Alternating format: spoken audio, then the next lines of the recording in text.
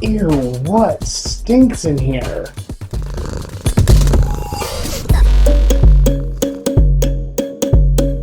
The Litterbox is the part of the show where we go through some of the stupid news from this week, and there are some real doozies in here.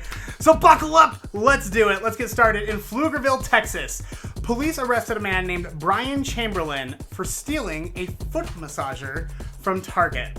The 22-year-old placed his girlfriend's future foot massager. He was buying it for his girlfriend. Well, I guess he wasn't buying it for his girlfriend. I guess he was stealing it for her. But, you know, to me, that's equally romantic. Either way, I end up with a man who's thoughtful and a foot massager. 3 security guards tried to detain Brian before he threw a candle at them, which means he not only bought her a foot massager, he bought her a candle too. That's so romantic. Do you think it's like super taboo still to write people in prison, or is that okay now? Are we all over ourselves enough that if I wrote to this guy, it wouldn't be the end of the world? He did end up fleeing in his car. Police were able to track him down to his home and arrested him. But honestly, sometimes you gotta risk it for the biscuit. He risked it big time. Hope he got some biscuits. All right, this next one is gonna sound a little crazy, but I see this happening to me at some point. A naked man in Jacksonville, Florida, Florida, stole a sheriff's police car and fled with it. The officer stopped after spotting the naked man on Interstate 10. He then tried to arrest the guy. The guy got combative, jumped into his car, and sped off. He crashed not too long after he took off, hopped out of the car, and just ran into the woods screaming, "Ah!" like a big naked Tarzan on meth. It doesn't say that he's on meth, but it's Jacksonville, Florida. I'm gonna go ahead and assume that meth was involved somewhere along the process. Officers were able to take him into custody. When they asked him what was going on, he just said, I don't know. I don't know why he did it. But I kind of understand why he did it. Like, has anyone else hit that part of quarantine yet? Where you're just like, oh my God, I'm so bored. I need to rub my balls all over a police officer's leather interior just to feel something again. Write it out. We're almost there, guys. We're almost there. There's a vaccine coming. It's like Balto. We're all living Balto right now. He's running across the plains with those vaccines. We'll get him any day now. KFOR says that Oklahoma State Representative Justin Humphrey has filed a bill that would establish a Bigfoot hunting season. He says a lot of people don't believe in Bigfoot, but a lot of people do. Just like some people like to go deer hunting and some don't. Yeah, that's the same.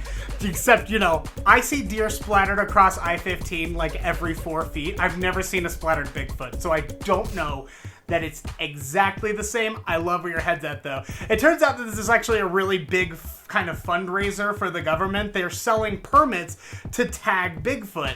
And obviously, it's like a souvenir. If you buy your Bigfoot tag, you get one. And if you end up using it, I mean, you're gonna make quite a bit of money off of that tag. So I feel like it's a win-win situation. I would like to point out real quick, though, that this is Oklahoma we're talking about. And certainly, nobody can be surprised that the same state that brought us Joe Exotic is the same state that's trying to establish a Bigfoot hunting season. I'm just saying Oklahoma's not looking great these days. The Daily Mail says a man in France is struggling to speak because he had his nose and his top lip removed. I know what you're thinking, right?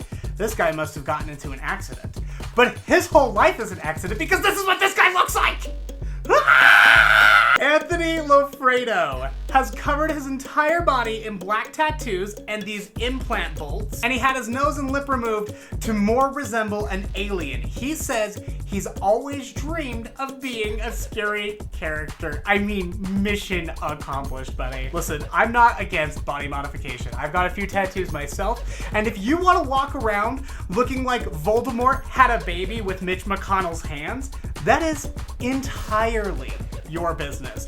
But these are also the people sometimes that I see complaining on Reddit because they're like, I can't get a job. It's like, you've got a demon tattooed on your face. You don't have a nose by choice. Though parents, if you're looking to hire someone to come in and scare your kids, you know, they might start behaving a little bit better if Uncle Lizard shows up. And finally, listen, if there's one thing you need to know about Nightcat, is that I am hella petty. I will die on the smallest hills just because I would rather be right than alive. But I would never go so far as this COVIDiot in Sheffield, England, who recently went down the street from his house and started licking 2 ATMs just so that he could prove to everyone that coronavirus is a hoax. Yes, multiple governments across the world who usually can't get a goddamn thing done have coalesced to make sure that you have to sit down in your house for a couple of months. It was the government's whole plan. That's what they wanted to do. It was a big hoax, and it was all to trick you, you money licker. The man put on Facebook, "I've been going out every day since lockdown. I lick 2 cash machines, each and every button. Overkill. If you people don't believe, I will have to prove you wrong. All of you are being lied to by a thieving government."